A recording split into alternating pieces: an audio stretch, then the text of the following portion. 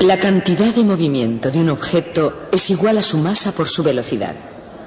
Cuando no actúa ninguna fuerza exterior sobre un sistema, la cantidad de movimiento total es constante.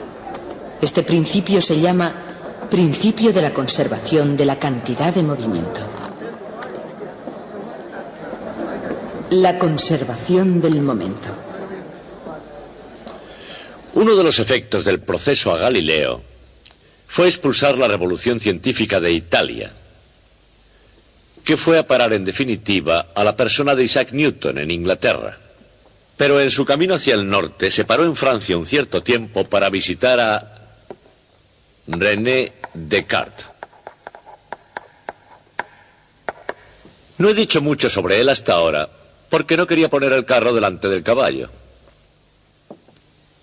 Descartes sabía mucho de líneas rectas. Eso quizá no les parezca gran cosa. Pero ello condujo al invento de las coordenadas cartesianas, llamadas así en su honor, aunque no las inventó él. Y al principio de la inercia, que Galileo no consiguió solucionar completamente. Descartes, además de gran científico, era optimista. Pensaba que llegaríamos a entender todo lo que necesitábamos saber en solo unos años si seguíamos unos cuantos principios racionales que, por supuesto, él estaba preparando para nosotros. Una cosa que hemos de reconocer en Descartes es la idea del universo mecánico. Es decir, un universo que cumpliese inexorablemente su destino siguiendo ciertas leyes mecánicas precisas, que funcionase igual que un reloj o como uno de esos exquisitos juguetes mecánicos que por aquel entonces solían fabricar. Pero la analogía fallaba en un aspecto muy importante. Al reloj había que darle cuerda de vez en cuando. Y Descartes no quería una intervención semejante por parte del creador de su universo. Así que necesitaba algún principio que mantuviera al universo funcionando para siempre. Y dio con la idea de que la cantidad total de movimiento en el universo era una cantidad fija. Si un cuerpo reducía su velocidad y se paraba, otro se aceleraría y comenzaría a moverse. Esa idea se convirtió de hecho en la ley de la conservación de la cantidad de movimiento. Y ese va a ser nuestro tema para hoy.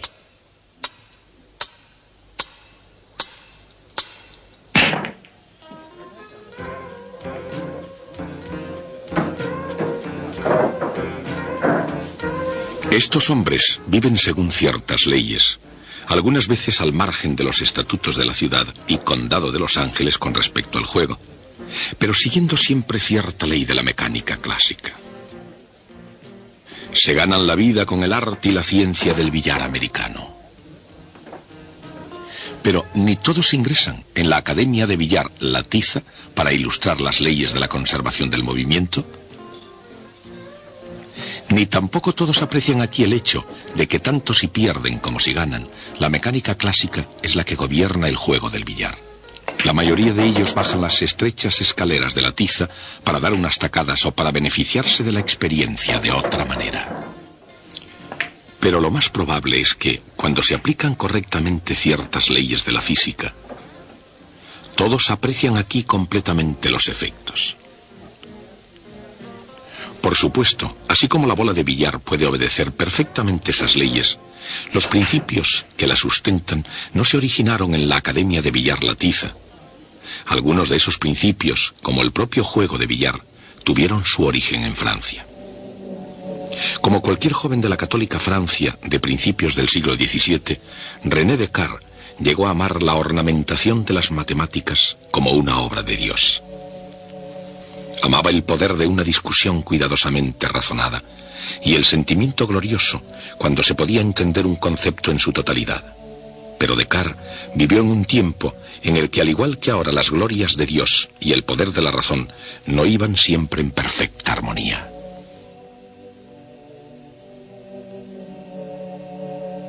En 1600, cuando Descartes, con solo 4 años, acababa de empezar a acomodarse a la Europa que le rodeaba, un monje erudito llamado Giordano Bruno fue quemado en la hoguera, entre otras razones, por sus creencias en el sistema copernicano del universo.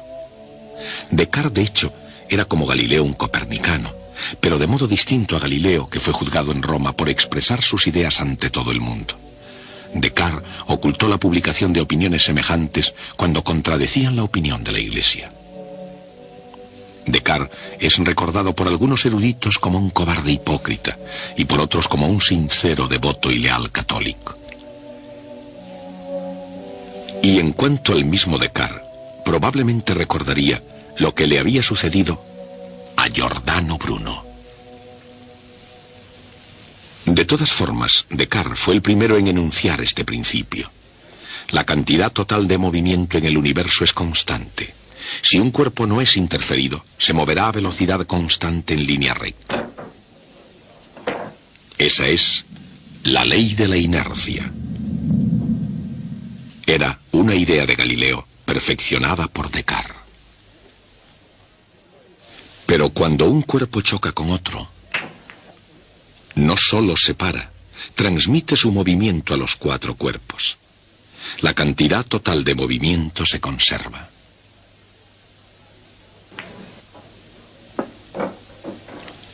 Aunque Descartes fuera el primero, la esencia de su cantidad de movimiento, de hecho, fue expresada mejor por Isaac Newton. Siendo tan polémico como era, se duda que Newton retara a algún colega a jugar al billar. Sus retos eran solo al intelecto. Ninguna de sus expresiones fue más poderosa y emocionante que la de su idea de la cantidad de movimiento. En su obra clásica Principia, escribió: el cambio en el movimiento es proporcional a la fuerza aplicada. Y se produce en la dirección de la línea recta en la que se ha aplicado la fuerza. Newton utilizó la palabra movimiento para significar la cantidad de movimiento, o en términos modernos, la velocidad de un cuerpo multiplicada por su masa.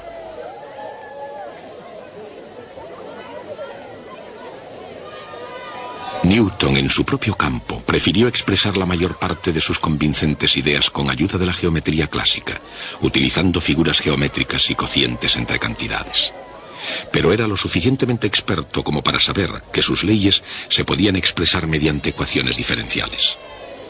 Conforme a la segunda ley de Newton, la fuerza aplicada es igual al ritmo de cambio de la cantidad de movimiento. La segunda ley de Newton, emocionante, convincente, una idea con enorme impacto en todo el universo.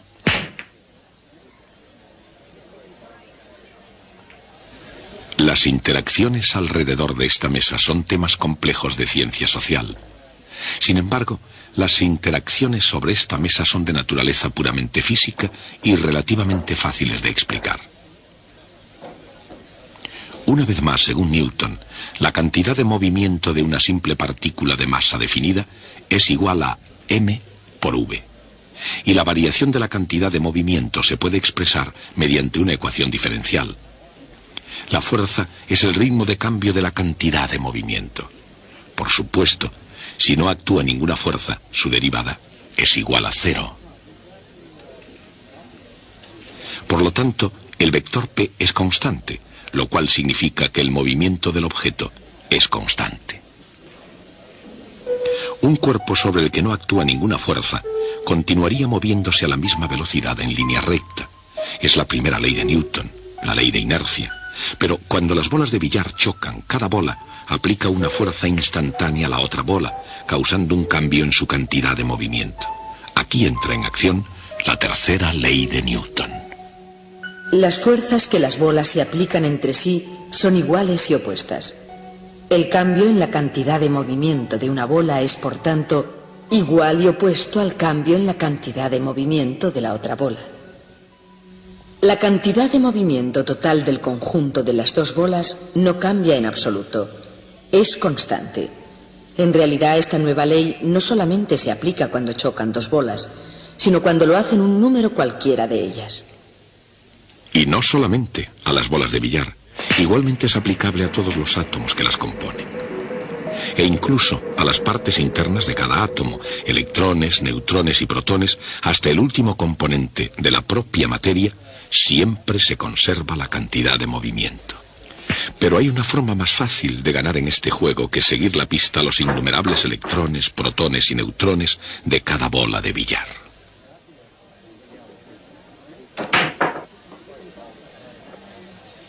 Aunque cada una de ellas esté compuesta por átomos y partes más pequeñas del átomo, aplicándose fuerzas iguales y opuestas entre sí, cada bola se comporta como si fuera un único cuerpo con toda su masa concentrada en un único punto. Ese punto se llama centro de masa, y en esta situación es una de las ideas más explosivas de la física. El centro de masa es el punto en el que hay que fijar la atención cuando se calcula la velocidad y la aceleración de un cuerpo compuesto. Cuando ninguna fuerza externa neta actúa sobre un sistema compuesto, independientemente de lo que suceda en sus componentes, el centro de masa del mismo continúa moviéndose con velocidad constante en línea recta. Al deducir su segunda ley, Newton pudo haber imaginado un conjunto de cuerpos compuestos no necesariamente en contacto uno con otros, dos cuerpos de masa casi igual, o quizá mejor todavía, dos cuerpos como la Tierra y la Luna. Newton sabía que actuaban fuerzas ocultas, por ejemplo, la fuerza de la gravedad. Recíprocamente, él pudo imaginar que sobre este sistema no actuaban fuerzas externas. Entonces el sistema no tendría aceleración. Su centro de masa se mueve con velocidad constante. Si el planeta arrastra a su luna, entonces la luna arrastra al planeta con una fuerza igual, pero de sentido contrario. El vector suma de las dos fuerzas y la derivada de la cantidad de movimiento de los cuerpos son ambos iguales a cero. Si la derivada de algo es igual a cero, ese algo es una constante, y esa constante, la suma de las cantidades de movimiento de todos los cuerpos, es una cantidad que se conserva. Es siempre la misma.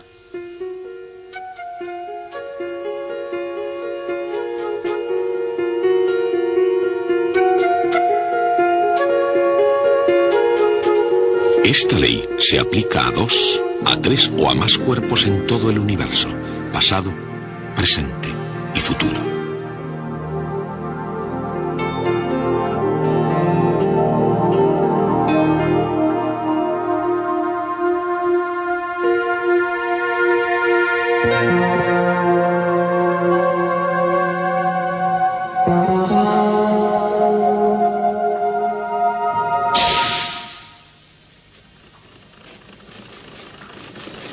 La pequeña nave espacial newtoniana es una nave de defensa en la nueva flota del universo mecánico.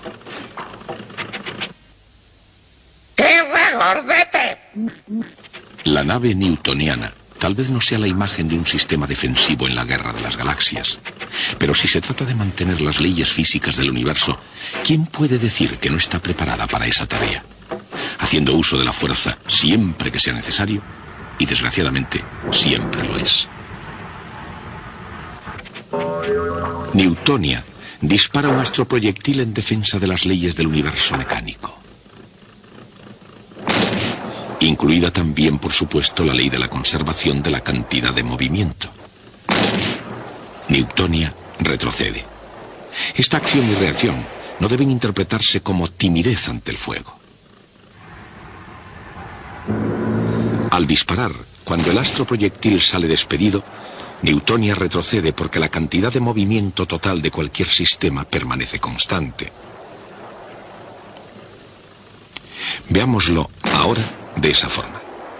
Cuando el proyectil es disparado, va zumbando en una dirección mientras la Newtonia va zumbando en la otra, pero sin importar cuál sea la dirección, ni lo intrincado de sus sistemas, ni sus componentes específicos, continúa en juego la conservación de la cantidad de movimiento.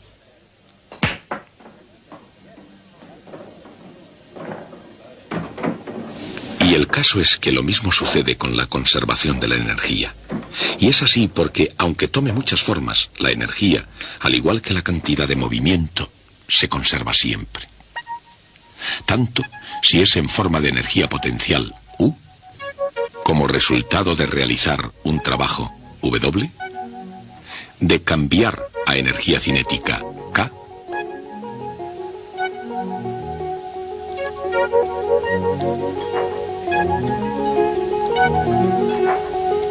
o disipada en alguna otra forma, calor o Q. Toda energía se conserva estricta y absolutamente. Una vez más, sea cualquiera la forma que tome, la energía, como la cantidad de movimiento, se conserva siempre. La conservación de la energía regula, por supuesto, todo juego, sin distinción de la forma que adopte la energía y sin importar cuáles sean las masas de los cuerpos. Pero en este juego solamente hay energía cinética y todos los cuerpos tienen la misma masa. ¿Qué pasa cuando chocan? La cantidad de movimiento P es una cantidad vectorial. Es el producto de la masa de un objeto por su velocidad. En otras palabras, la velocidad es igual a la cantidad de movimiento dividida por la masa. La energía cinética K es la mitad de la masa por la velocidad al cuadrado.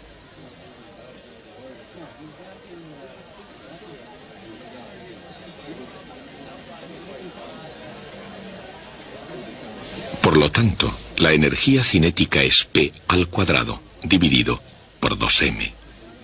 Todo esto revela uno de los grandes secretos, no solo de la naturaleza, sino de cómo ganar jugando al billar. Cuando una bola con cantidad de movimiento P sub 0 golpea a otra que está en reposo, solo hay dos resultados posibles. Después de la interacción, cada bola tiene una cantidad de movimiento P sub 1 y P sub 2. De acuerdo con la ley de la conservación de la cantidad de movimiento, la cantidad de movimiento inicial, P sub 0, es igual a la cantidad de movimiento final, P sub 1, más P sub 2. Esto es una cantidad vectorial. Los tres vectores forman un triángulo y en este caso un triángulo muy especial. Recuerden, en el choque entre bolas de billar la única forma de energía implicada es la energía cinética, prescindiendo de esa minúscula cantidad de calor que se genera en el choque. No solo se conserva la cantidad de movimiento, también se conserva la energía cinética. Dado que las masas son iguales, se verifica P sub 0 al cuadrado igual a P sub 1 al cuadrado más P sub 2 al cuadrado. Pero ese es el teorema de Pitágoras para los triángulos rectángulos, y como resultado P sub 1 es perpendicular a P sub 2. Dicho de otra forma, cuando una bola de billar golpea a otra que está en reposo, se separan en ángulo recto, y este es un resultado posible.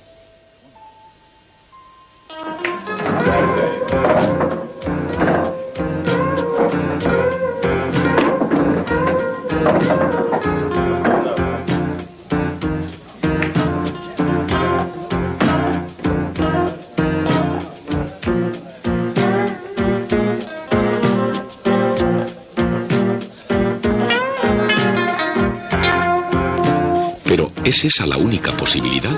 No. Un buen jugador hace que sucedan otras cosas, aplicando el efecto, es decir, haciendo girar la bola, además de rodar.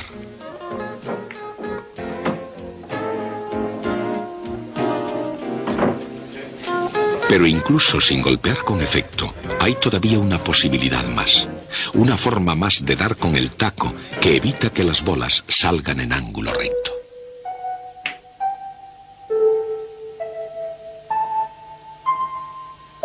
Si las bolas chocan correctamente, o sea exactamente de frente, ambas leyes, la de la conservación de la cantidad de movimiento y la de la energía, pueden satisfacerse aún de otra manera. Una bola puede pararse completamente y dar todo su movimiento a la otra. Esa es la segunda posibilidad.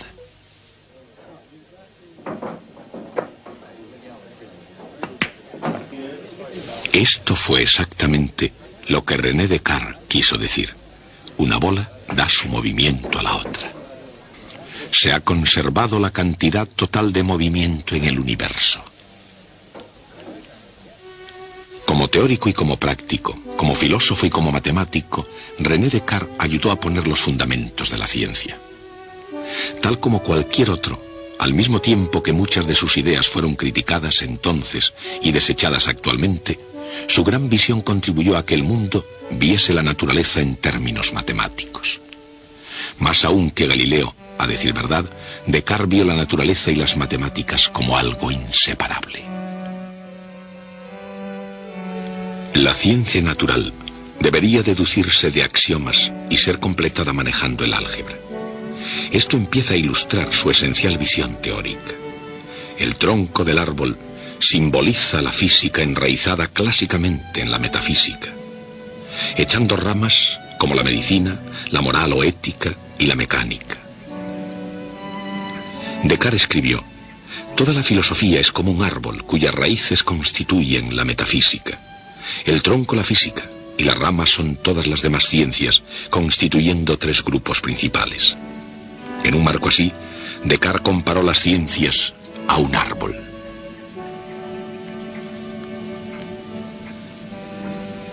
Y la matemática, significando aquí a Dios, claramente da un soplo de vida a toda la estructura. Desde Aristóteles, Descartes buscó más que nadie una explicación para todos los fenómenos del mundo. Trató de hallar una matemática universal.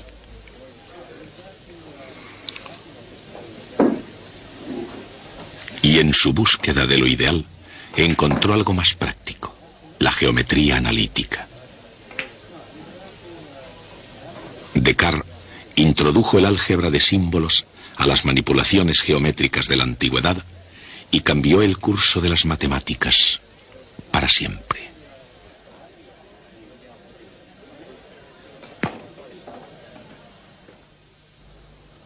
Hoy hemos visto nuestro primer ejemplo de una clase de proceso que es extremadamente importante en física. Dos partículas se juntan, interactúan de alguna manera y se vuelven a separar. A esto se ha llamado ingeniosamente un choque. En el mundo real también suele haber choques. Si no lo sabían, les sugiero que consulten con su agencia de seguros cuanto antes. Pero la pregunta es, ¿por qué son tan importantes para los físicos? Y la respuesta es que los choques son el único medio que tenemos para llegar a saber algo del mundo subatómico. Si yo quiero llegar a saber algo sobre el núcleo del átomo, el único medio que tengo para hacerlo es tomar dos de ellos, hacer que choquen y a ver qué pasa. Y eso es lo que están haciendo estos científicos en el laboratorio de radiaciones Kellogg de Caltech, el Instituto de Tecnología de California. En una aceleración de partículas ellos pueden crear choques entre partículas subatómicas, un proceso que investiga los más profundos secretos de la naturaleza de la materia. Pero no obstante, igual que todos los demás procesos de la naturaleza, conserva la cantidad de movimiento y la energía.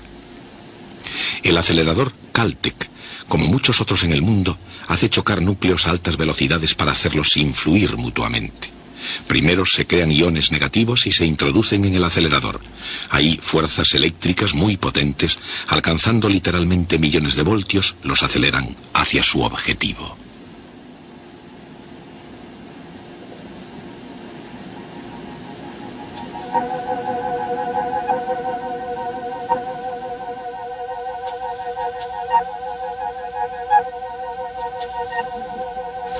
Dentro de la cámara hay un tubo a través del cual pasará el ion, desde el punto de entrada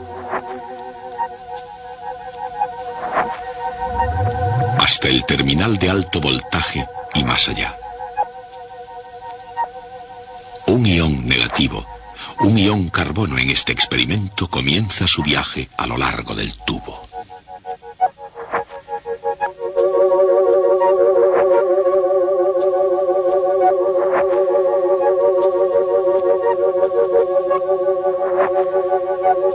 Un campo magnético dirige al ion para que cambie su movimiento.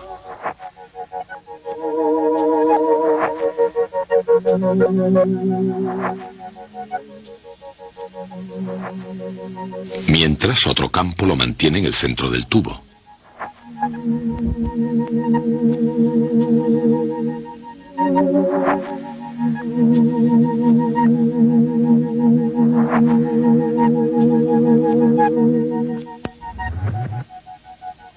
Al aproximarse al terminal de alto voltaje, el ion gana velocidad. En la región del terminal de alto voltaje hay moléculas de gas a la espera. Inevitablemente el ion golpea su molécula y la colisión desprende alguno de sus electrones, lo que le confiere una carga positiva. Y ahora que el ion tiene la carga opuesta, el mismo terminal positivo le hace acelerar incluso más rápidamente hacia su objetivo. Los iones carbono son dirigidos a través del tubo de vacío hacia su objetivo, el helio. Esta reacción nuclear determina las cantidades relativas de carbono y de oxígeno, un paso crítico en la evolución de las estrellas. Las leyes que hemos utilizado hoy, conservación de la energía y de la cantidad de movimiento, no predicen todo lo que ocurre en experimentos de esta índole. Si lo hicieran, no valdría la pena realizar dichos experimentos, pero son absolutamente indispensables para conocer las complicadas cosas que suceden. Así podemos conocer todo lo que queremos saber. Este procedimiento para el estudio del mundo microscópico por medio de choques entre partículas carece al parecer de cierta delicadeza. Alguien lo ha descrito diciendo que es como si quisiéramos aprender música oyendo cómo cae un piano por las escaleras. Pero es el único modo que de momento tenemos para conocer qué sucede a los átomos y núcleos. Y por eso los choques son tan importantes para los físicos. Pero ustedes procuren no tener ninguno. La cantidad de movimiento de un objeto es igual a su masa por su velocidad. Cuando los cuerpos chocan, la cantidad de movimiento total permanece constante. La cantidad de movimiento de cualquier sistema en el que no actúen fuerzas exteriores se conserva siempre.